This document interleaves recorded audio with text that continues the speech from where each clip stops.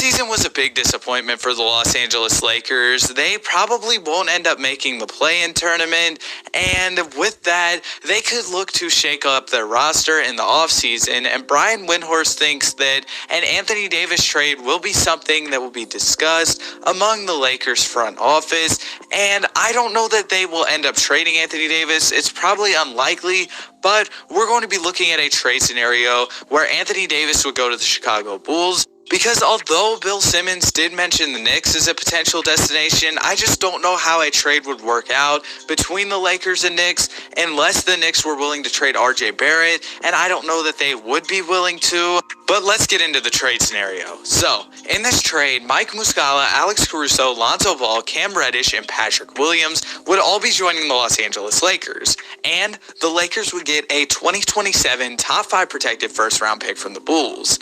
And also, Derek Favors, Nikola Vucevic, and Ty Jerome would be going to the Knicks. Derrick Rose, Anthony Davis, and Kendrick Nunn would be going to the Bulls.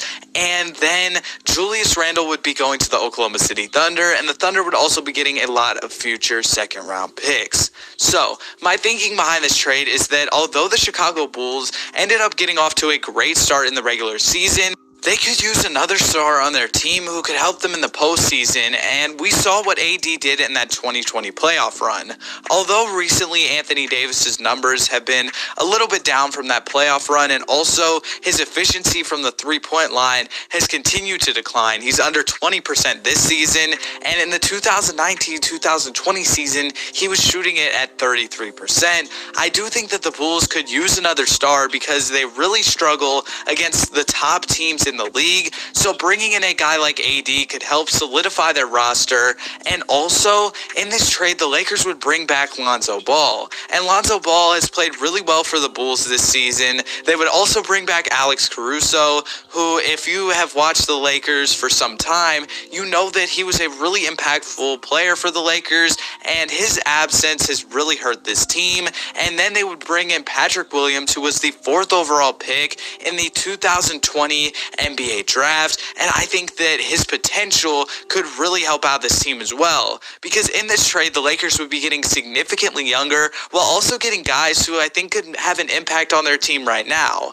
In this trade, Mike Muscala would also be joining the Lakers, and he shot nearly 40% from 3 this season, and the Lakers just need to get back to where they once were. In the 2019-2020 season, they finished first in the Western Conference, and it was a similar story for the New York Knicks.